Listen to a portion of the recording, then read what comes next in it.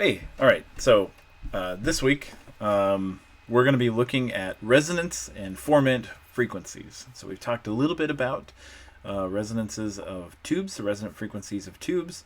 Now we're going to relate those to formant frequencies that we see in speech, and particularly vowels is what we're going to be focusing on first. A little bit of vowels this week, a lot about vowels next week, but a little this week. So basically, to sum up the whole week that you're looking forward to, you're going to describe the theory of vowel production using the source filter model, which definitely, we've talked about that quite a lot. And then you're going to predict the formant frequencies of vowels using perturbation theory. Remember that's where there's a little, like a notch, kind of a bump in the tube, and that's going to change the resonant frequencies of the tube. So we're going to use perturbation theory as applied to tubes to predict the formant frequencies of vowels. In essence, all of the question that this whole week is trying to answer is, how can the laryngeal source turn into different vowel phonemes? So basically, you have a buzz, the laryngeal buzz, represented here by Buzz Aldrin. Something happens, a mystery box here, and what comes out are vowels.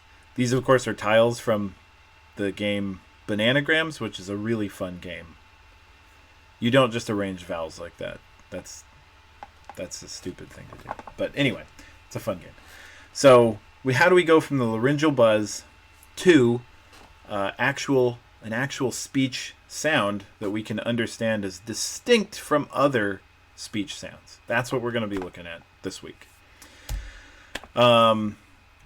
It's going to be broken into a few different things, of course, different modules, or different, not modules, different sub modules of this module. So the first one we're going to look at, predict the effects of filters on source signals. So we're going back to filters. We're going to kind of remind you about what you learned last week with filters and kind of apply those to source signals from the voice. Compute resonant frequencies and frequency domain representations of tubes. So we've done a little bit of that with different sorts of tubes, but we're gonna move it into just a different kind of tube that's more of an analog for the actual vocal tract. Describe the theory of vowel production using tubes and explain the time domain representation of vowels using the theory of vowels. So we're actually going to look at what vowels look like when we image them with spectrum and spectrogram. Describe Stephen and House's rules for vowels and evaluate the rules using perturbation theory.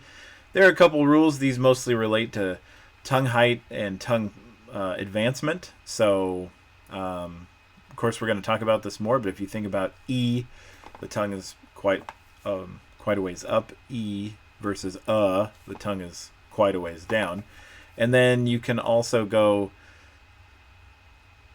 E. Yeah, we're going to have to do E again. E, and it doesn't work. It's the same one I used. Of course, I chose the ones that are very far apart from each other. E, O, E, O. That's good. So E, O. E, the tongue is forward. And then O, the tongue kind of draws back. So if you do that while you're listening to this, you can feel the tongue draw back. So those are two of Stephen and House's rules. Again, we'll talk about them more. Describe how spectrograms are created and different spectrums. Differentiate spectrums from spectrograms. They're not the same thing. We'll take a look at those. And then apply filters to source signals and interpret the results using Pratt software. Of course, this is just our usual Pratt modules. Pratt, every time. Say Pratt, but I should say Pratt. So we'll have a video detailing exactly what we're doing in Pratt. Okay, great. Well, good luck this week. There is an exam at the end of this module covering 3 and 4. So don't forget about that. And good luck.